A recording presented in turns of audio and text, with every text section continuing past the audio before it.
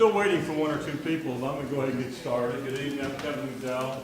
I'm the president and artistic director of the Academy of Vocal Arts, and probably all of you already know that. And so welcome to this presentation, a little bit of a preview of Strauss's Ariadne auf Naxos. This is the fourth production that the Academy of Vocal Arts has done.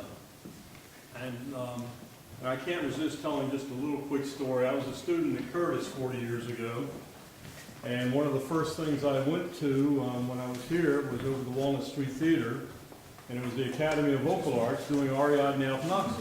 I'd never heard Ariadne in my life. I'm not sure I knew any Strauss operas at that particular time.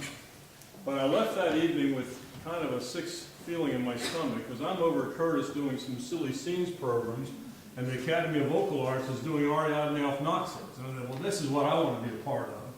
So, and then a few years later, the Academy did another production of Ariadne, which we took to the Corfu Festival in Greece. And that time I actually sang Ariadne. I'm sorry, did not sing I was the harlequin in that. You would not want to hear me try to sing Ariadne. You wouldn't want to hear me sing harlequin in that.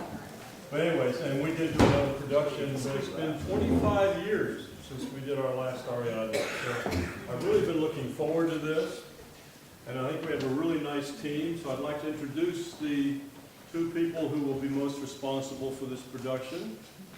Our stage director, and just I don't know how many productions you've done here, at least 10, probably 15 over the years. Dorothy Danner.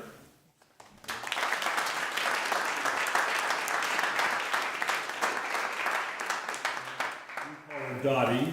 Dame Dot. Dame Dot. Yes. I've never called you Dame myself. Dot, but I'm going to go to that. And her husband's Harry Danner, and her sister-in-law is Blythe Danner, so it's that Danner. So. That Philadelphia group. Yes, they are Philadelphia. And the other person on the team is new to us. He's a guest conductor, resides in Vienna, and has been with the Vienna Staatsoper for a number of years. I think he's technically retired there right now. And he will be our guest conductor. So please welcome David Aronson.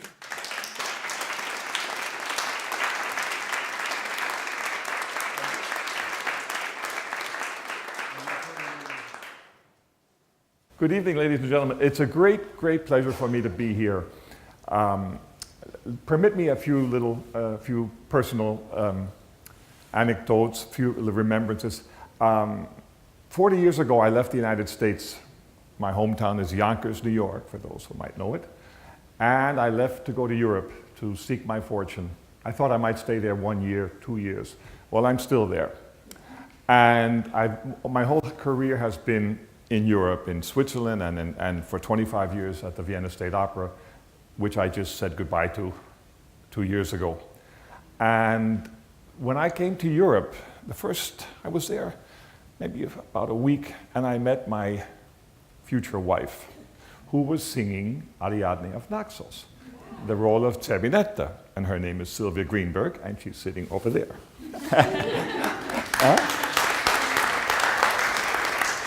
And I was like Kevin, I didn't know Ariadne auf Naxos. Well, I was in for a long, long ride with Ariadne auf Naxos. I think we furnished our entire living room with Ariadne auf Naxos. And then we went to Switzerland, excuse me, we started in Switzerland, we went to Vienna, and as fate may have it, I had always heard of AVA. It has a wonderful reputation throughout the world. And one day I'm going into my room, my studio at the Vienna State Opera, and there's this man sitting at the piano who I never saw before in my life, and he's teaching someone. And I quickly put two and two together, and I said, that must be Bill Schumann. Oh, because Bill Schumann, who you all, I'm sure, know, who teaches here for many years, often goes to Europe to teach his singers who sing all over the world. And that was such a chance meeting. He happened to be in my room. He could have gone in anyone's room. And we met, and we became fast friends. And it's because of Bill Schumann, it's because of that chance meeting that I'm here this evening. And I think that's, for me, I love those little twists of fate. And the city of Philadelphia has also figured very strongly in Ariadne auf Naxos. In 1985, my wife sang Serenetta here at the Academy. The Philadelphia Opera did Ariadne auf Naxos. Maybe some of you were at that performance in 1985. And now I'm conducting it in Philadelphia. And what many people don't know, Philadelphia was the city in which the very, very first performance of Ariadne auf Naxos in the United States took place in 1928. And what you also don't know, the baritone who sang the role of Harlequin, the role that Kevin sang, was sung by a young baritone by the name of Nelson Eddy. So that's how everything comes together. The opera Ariadne auf Naxos is the second collaboration between, or the third perhaps, between Richard Strauss and Hugo von Hofmannsthal. And they wrote this opera. The first one they did was Rosenkavalier, which was a big success. And then Hofmannsthal decided he wanted to do something unusual. He took the play by Molière called Le Bourgeois Gentilhomme. The English translation would be The Man Who Would Be a Noble, the would-be nobleman, that's how it is. And he put together this play, he translated into German, and Strauss wrote incidental music for it. But it was a play, there was no singing. And after the play was finished, came the opera, Ariadne auf Naxos, which was written for this very wealthy man in the play for this particular occasion. And the premiere was in 1912 in Stuttgart. And it was a disaster. The reason being twofold. The opera people came to see the opera, the theater people came to see the play, and the king, at that time there was a king, he decided to throw a reception in the intermission. The reception lasted 2.5 hours. And the whole evening, it lost any hope of being a success because the play was long over and finally the opera began. People had forgotten what came before first.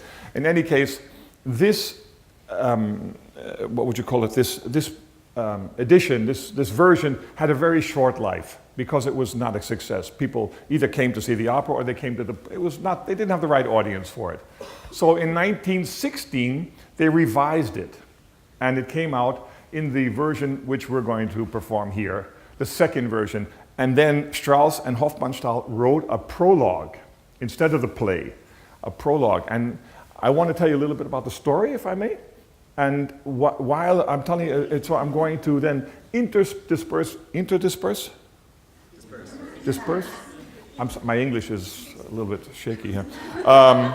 With some musical examples. It's sort of a Whitman sampler of Ariadne auf Naxos. And the story begins in a wealthy man's house. And he's throwing a big dinner, gala dinner. And after the dinner, he has arranged for an opera to be presented, a new opera written for the occasion. And this opera is called Ariadne auf Naxos. And the problem is, and we don't know this at the beginning, he has decided that this opera is not really worthy of his beautiful house because it takes place on a deserted island. And he's a very wealthy man, but he doesn't have the highest taste in the world. And he decided that we can't just leave that. So he decides to order a burlesque troupe, a troupe of 4 clowns and their leader, Zerbinetta. And these clowns are going to liven it up. After the opera, the clowns are going to do their little burlesque, for lack of a better word. Well, the composer doesn't like that at all and wants to give up the whole thing. So we're going to start. I'm going to tell the story as we go along. Is that okay? Or you'll forget what it's about? No, it's okay. Zerbinetta says, well, maybe it would be better if we went first because the people are going to be, tired afterwards, and maybe we should be the first one to go on, and then the opera. And the dancing master sung by, I know his name, Oliver Sewell from New Zealand. He says, no, it's good that we're afterwards because the people are going to be tired, and we'll wake them up. And we're going to have a little excerpt from that, sung by, who's my Zerbinette? Alexander Nowakowski as Zerbinette. She's the head of this little troupe. We have 2 Zerbinettes, and I'm going to give each one something to sing. And Oliver. Pardon me? I forgot about her. Oh.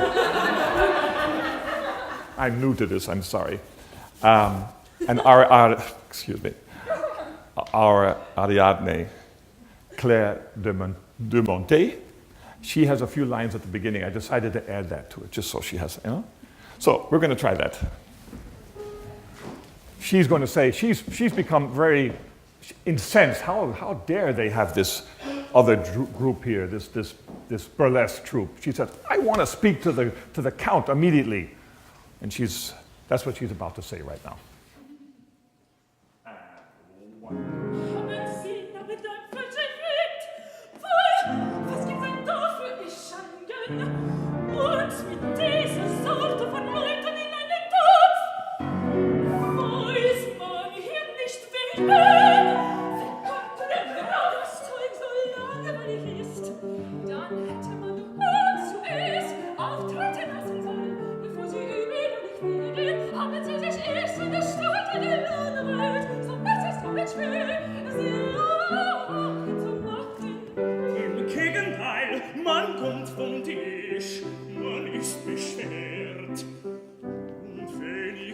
Aufgeregt, man mag nun bermeckt ein Schläfchen, klatscht an aus Höflichkeit, und sie quatschen mag ihn, indessen ist man's ganz munter geworden. Was kommt jetzt, sagt man sich?